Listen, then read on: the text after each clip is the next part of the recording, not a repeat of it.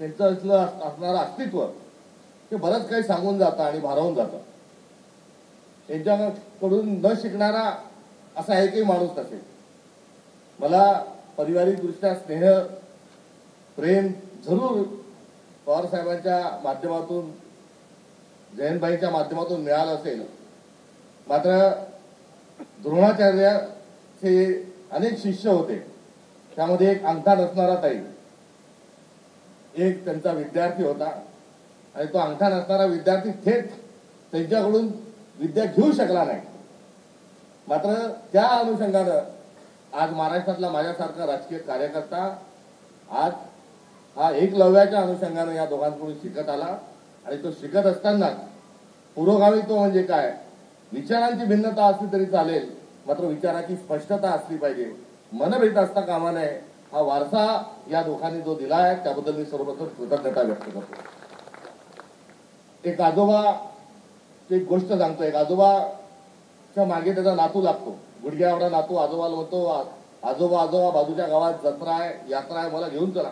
तो रडायला लागतो, ऐकत नाही. आजोबा म्हणतात चल, काही ऐकत नाही. त्याला पाटकोळी घेतात, यात्रेत घेऊन जातात. आकाश पाळण्यामध्ये बसवतात, गोल फिरवतात, जिलेबी खाऊ घालतात, चॉकलेट खाऊ घालतात, पाळण्यावर बसवतात. आणि सगळं झाल्यानंतर घरी येत असताना, वापसाला येत असताना एक रिंगण असतं. त्या रिंगणामध्ये एक खेळ गारुड्याचा सुरू असतो आणि त्या गारुड्याच्या खेळा दाखवा म्हणून तो नातू पुन्हा भोकाड पसरतो, पुन्हा रडायला लागतो. आजोबाचं धोतर रडायला लागतो आणि म्हणतो नाही मला हा खेळ पाहायचा. आजोबा म्हणतात अरे आपल्याला वेळ होईल, सूर्य मावळ्याची वेळ झालेली आहे. तो रडायला लागतो, हट्ट धरतो. आजोबा त्याला घेऊन जातात आणि रिंगणाच्या जवळ जातात. रिंगणाच्या जवळ गेल्यावर रिंगण मोठं असतं, आजूबाजूला लोक असतात. अर्थात त्याला दिसत नाही म्हणून तो म्हणतो मला इथून दिसत नाही, कडेवर घ्या. आजोबा त्याला कडेवर घेतात. कडेवर घेतल्यानंतरही पोरगा पुन्हा कान ओढायला लागतो, नाक ओढायला लागतो आणि म्हणतो इथून काही दिसत नाही, मला खांद्यावर घ्या. आजोबा कडेवरचा नातू घेता उचलतात, खांद्यावर घेतात आणि खांद्यावर घेतल्यानंतर त्याला थोडं दिसतं, थोडं दिसत नाही. मात्र पूर्ण खेळ काही त्याला आपला रिंगणातला हा दिसत नसतो. पुन्हा आजोबाचे कान नाक ओढायला लागतो, रडायला लागतो. म्हणतो इथूनही दिसत नाही, मला तुमच्या डोक्यावर बसू द्या. आजोबा नातवाला डोक्यावर घेतात आणि डोक्यावर घेतल्यानंतर नातू खिदळायला लागतो, हसायला लागतो, आनंद घ्यायला लागतो आणि सांगतो आजोबा हे झालं, आजोबा ते झालं, आजोबा असं झालं, आजोबा तसं झालं. त्याच्या त्या उत्साहात आणि त्याच्या त्या आनंदात तो हे विसरून जातो की मी माझ्या आजोबाच्या खांद्यावर पाय रोवून आणि मी आजोबाच्या डोक्यावर बसलोय म्हणून हा रिंगातला खेळ मला हा दिसतोय. आज आपण सर्वजण खेळ पाहतोय. तो खेळ कशाचा आहे, काय आहे याच्यावर भाष्य करण्याकरता आज वेळ नाही. मात्र आजच्या पिढीला आपण कोणाच्या खांद्यावर आहोत आणि हा खेळ आपल्याला का दिसतोय, तो लोकशाहीचा असेल, तो पुरोगामित्वाचा असेल, तो संविधानाचा असेल, आज स्वातंत्र्याचा जो विषय असेल, हा कुठून आपल्याला दिसतोय हे समजत नाही. मात्र भाईंसारखी माणसं की जेव्हा त्यांच्या अभिनंदनाकरता आणि त्यांच्या बद्दल शुभेच्छा व्यक्त करण्याकरता आपण जेव्हा येतो, तेव्हा सर्वप्रथम त्या शुभेच्छांचे शब्द आणि त्यांच्या दीर्घ आयुष्याची प्रार्थना करण्याच्या आधी मला कृतज्ञता व्यक्त केली पाहिजे की आमच्या पिढीला यांच्या खांद्यावर आम्ही बसलेलो असल्यामुळे आम्हाला सर्व खेळ या ठिकाणी हा दिसत आहे.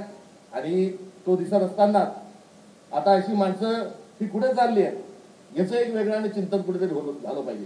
कारण बघितलेली, ऐकलेली, पाहिलेली, वाचलेली माणसं गेलीत कुठे हा एक प्रश्न निर्माण झालेला आहे. 15 ऑगस्टला 26 जानेवारीला झेंडावंदन झाल्यानंतर गावातल्या सर्व ज्येष्ठ मंडळींना, आदरणीय मंडळींना जावं, भेटावं आणि त्यांचं दर्शन घ्यावं, त्यांच्याशी चर्चा करावी असा कुमारावस्थेपासूनचा एक माझा असणारा पायंडा अलीकडच्या काळात तो रोडवला नाही तर तो थांबलाय. कारण ज्यांच्या घरी जाऊन ज्यांच्या पायावर डोकं ठेवायचं आणि ज्यांच्याकडून आशीर्वाद घ्यायचे अशी पिढी आता ते हातातून आपल्या चालली आहे. आता ही माणसं चालली याची हळहळ आहे. मात्र ही नवीन माणसं निर्माण कशी होतील ही देखील एक चिंता आहे. त्यामुळे आजच्या या अभिनंदनाच्या आणि आजच्या सोहळ्यातून एक जरूर या सगळ्या विचारांची जोपासना करणारा एक वर्ग निर्माण होईल ही अभिलाषा या निमित्ताने या ठिकाणी व्यक्त करतो.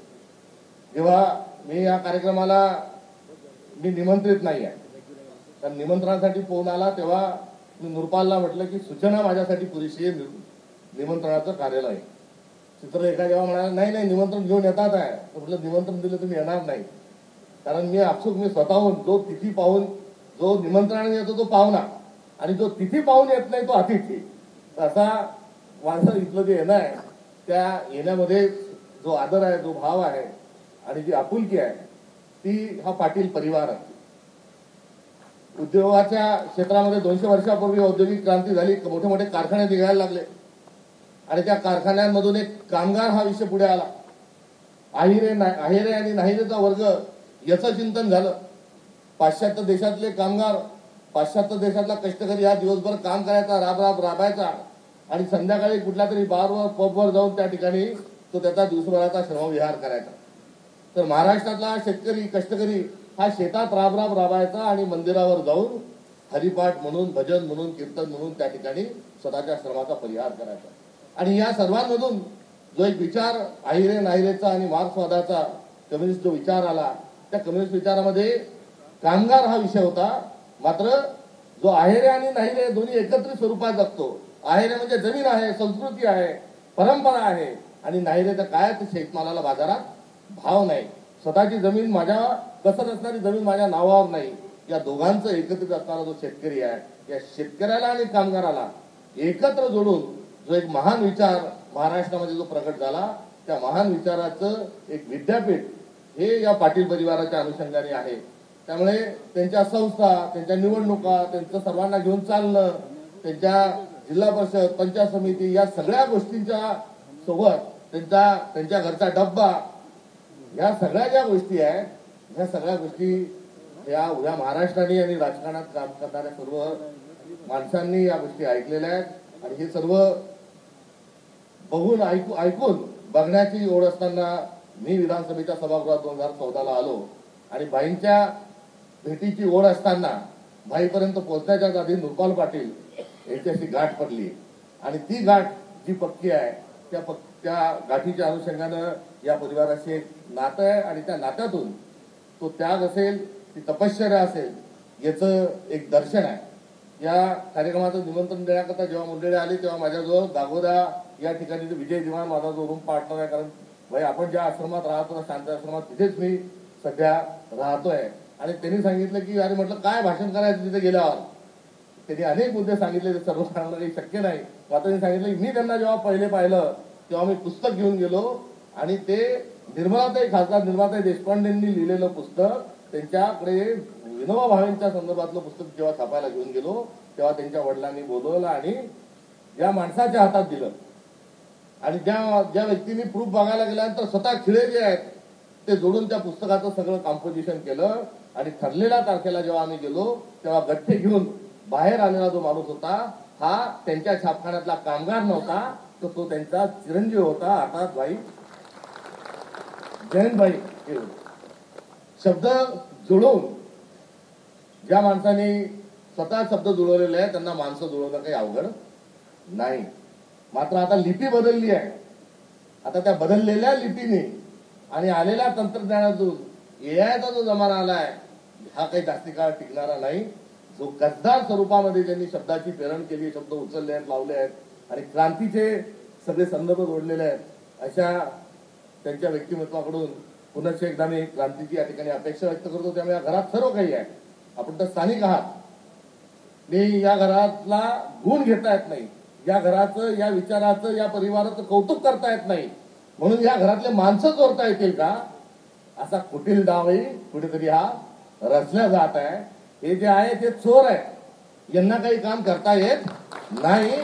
मात्र घर बोलणे, माणसं बोलणे हे एक वृत्तीची जी मंडळी आहे त्यांचाही उल्लेख या ठिकाणी कार्यक्रमाला नजर लागू नये म्हणून, हा काळा ठिपका या ठिकाणी नजर लागू नये म्हणून एवढाच या ठिकाणी ठेवू इच्छितो.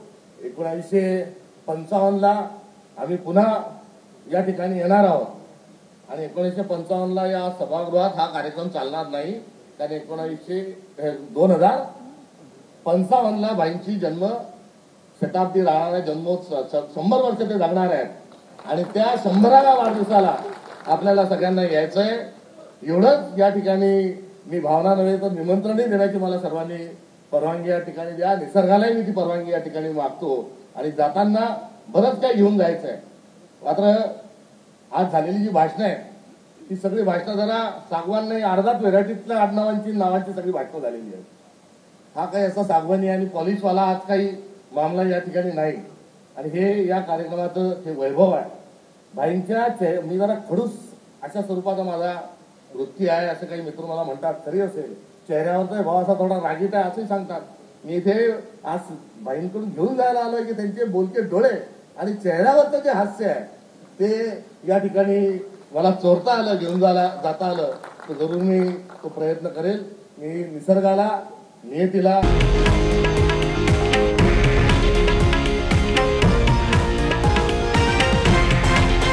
हे आहे देशातील नंबर 1 न्यूज नेटवर्क आणि आपण पाहत आहात TV9 मराठी, एकमेव.